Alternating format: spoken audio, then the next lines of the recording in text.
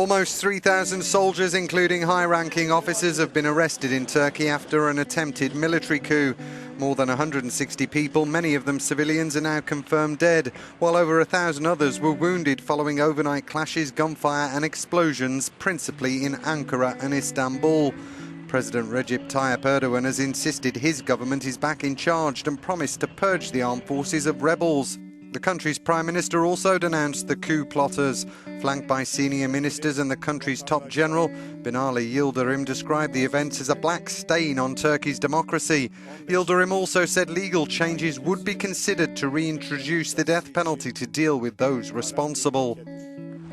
There were chaotic scenes late on Friday, both in the capital Ankara and Istanbul, as pro-government supporters heeded President Erdogan's call via a video on his smartphone and took to the streets to prevent soldiers and tanks locking down key positions.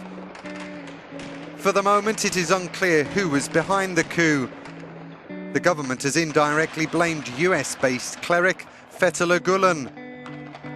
He has denied having anything to do with what now looks to be a failed uprising and said he condemned in the strongest terms the attempt to topple the government.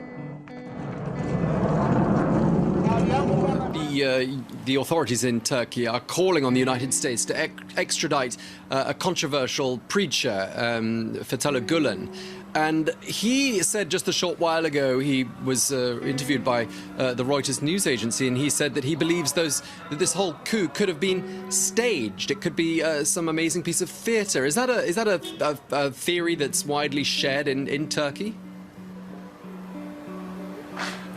It's a theory that is circulating, certainly, and I'll tell you why. Because this coup has so boosted support for Erdogan. He has come across as a victim of military fascism. Let's rally behind him in the name of democracy. Now, I don't know of a single human rights activist in Turkey who would see Recep Tayyip Erdogan as a champion of democracy. In fact, the EU has accused him of drawing Turkey away from European levels of democracy and human rights.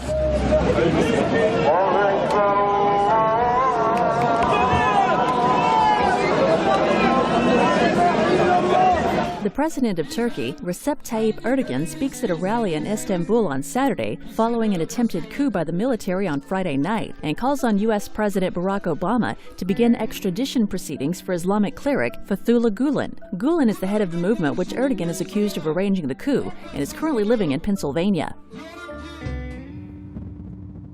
He lives segregated and is almost never seen in public. The Muslim cleric left his homeland in 1999 and hasn't returned to Turkey since. The Turkish government says he is a terrorist. Fethullah Gulen lives and works on this 26-acre compound. The 74-year-old preacher communicates via video with the outside world.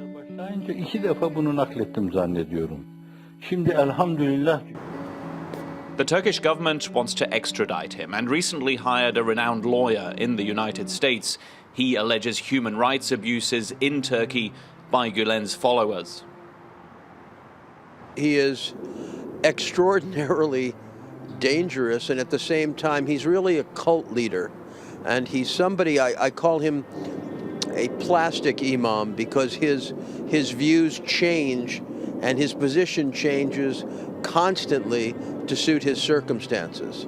He presents himself in the United States as somebody who believes in interdenominational faith and understanding.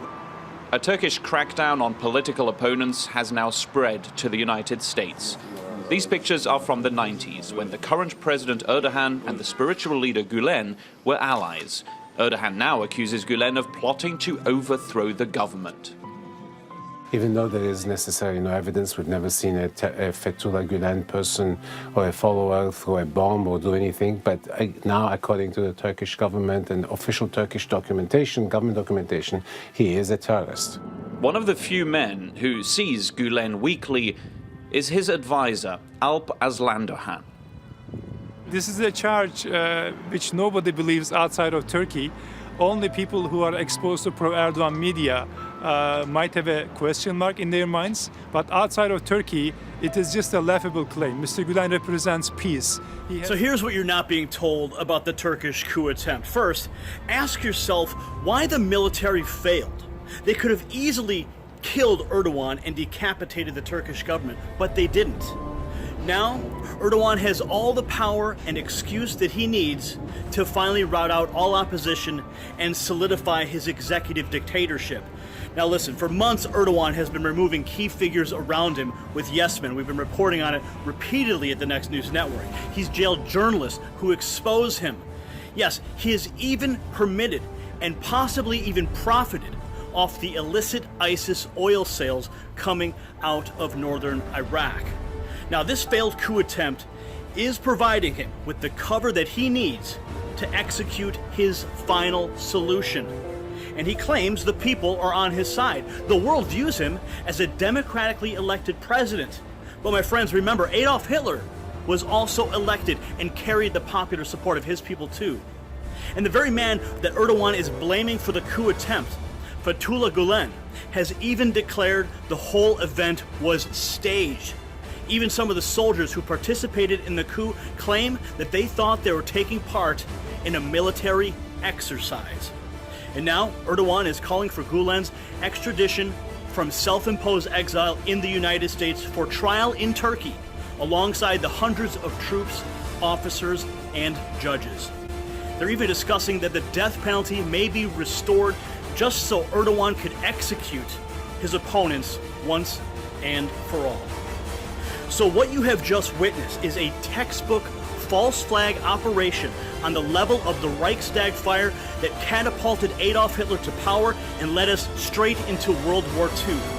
This is what is not being told and will be suppressed by the media, who will just simply bask in the celebrations of the people who are deceived. This is not the last that we've heard of President Erdogan, and only the beginning of the end for the free people of Turkey. In Libya, UN-backed government forces suffered losses from snipers and mines while fighting to recapture the coastal city of Sirte from ISIL. At least 20 government forces were killed and 120 wounded. Sirte has been under ISIL control since last year. Losing the city would be a major setback for the militant group. Go, the app that allows users to capture virtual creatures in the real world, has quickly catapulted to the most popular game in the U.S. since its release last week. But it's not all fun and games. KCAL9's Serene Branson joins us now live from Pasadena with why there's some danger to this game too. Serene, right? That's right, Jeff and Susie. You know, this game has become really popular. It's giving people a taste of augmented reality. But just walking around the streets of Pasadena tonight, I can tell you that people were looking at the app, their faces buried in their cell phones. So with that comes a lot of safety concerns. I just caught one right now. Pokemon Go players swarmed the streets of Pasadena, a Pokemon hotspot. Yeah, there's one like every couple of feet here. It's super distracting. 2 men consumed in the game actually walked off a cliff and had to be hospitalized in Encinitas. This photo shows the sign Coronado police put up, no Pokemon and driving. It is dangerous to text and drive or be distracted while driving, and walking and being distracted can also be as problematic as driving and being distracted. The app allows players to capture virtual Pokemon monsters on their phones. Other departments are seeing Pokemon problems. The Marin County Sheriff's Department said rumors spreading Pokemon Go players located a body in Marin seems to be just that, a false rumor, and no one has told us. LA County Fire said, please do not dial 911 or impact fire stations regarding Pokemon Go. 911 is for emergencies only. And the Covina Police Department said, attention Pokemon Go players, you may not access our jail. Some establishments have said they've tried to opt out of being a Pokestop, but it's nearly impossible. We're right now busily getting our literature ready and deciding where we're going to put it out here so people can grab it up. But Reverend Tara Little of Throop Unitarian Universalist Church in Pasadena, a so-called gym where players can battle it out, said they're making the most of it. I love it that this is giving churches a little bit of a new life and seeming relevant and a fun place to come. Most retail businesses are cashing in on the Pokemon mania. What we can do is we can put down a lure module to make it more, I guess, more frequent that the Pokemon monsters pop up. Lawrence Ty runs Waffles de Leger in Pasadena. One monster even landed on me while we were in the store. Huge amounts and foot traffic all around. People really want to get these Pokemon. Now, these Pokemon monsters pop up based on a random algorithm. We're told that, businesses and players can report inappropriate locations, or they can opt out by going to the company's website. Niantic, that company says that they will respect those wishes, but it just takes a lot of time to get out of the Saturday, system. July 16th, 2016. And for those of you who are paying attention, very rare.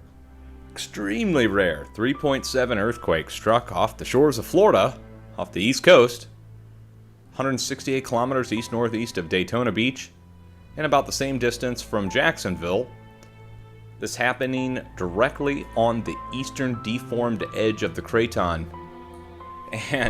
And well, let's see, in 6 years of covering, 7 almost now, in almost 7 years of covering this, we have never seen an earthquake here, or anywhere close to here. So